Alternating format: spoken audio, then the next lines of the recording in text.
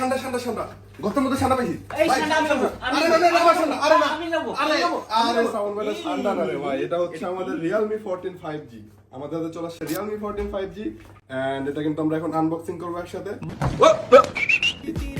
এটা কিন্তু আমরা এখন আনবক্সিং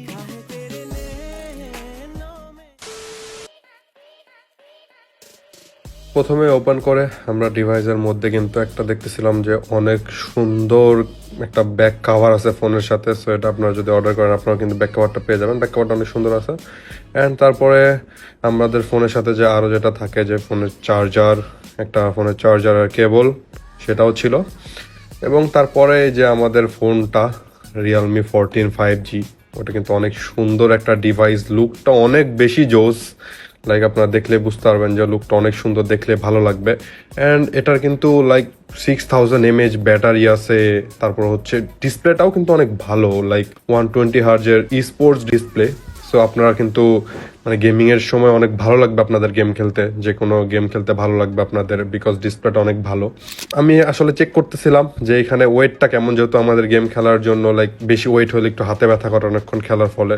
তো এখানে কিন্তু ওই প্রবলেমটা ছিল না, মোটামুটি বলা যায় যে হালকা ডিভাইসই ছিল। আমি কিন্তু Realme 14 5G তে গেম খেলেও দেখি যে আসলে গেমটা কেমন স্মুথ বা কেমন কি চলতেছে।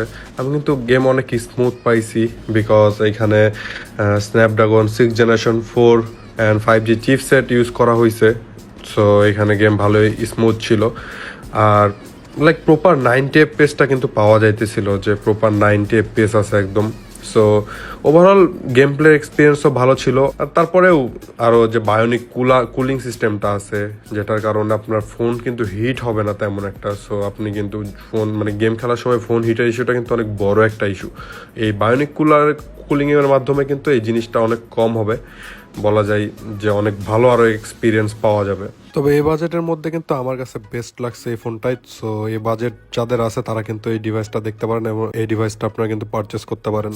তো গাইস আমরা কিন্তু আনবক্সিং করে ফেললাম, আপনারা সবাই দেখলেন Realme 14 5G।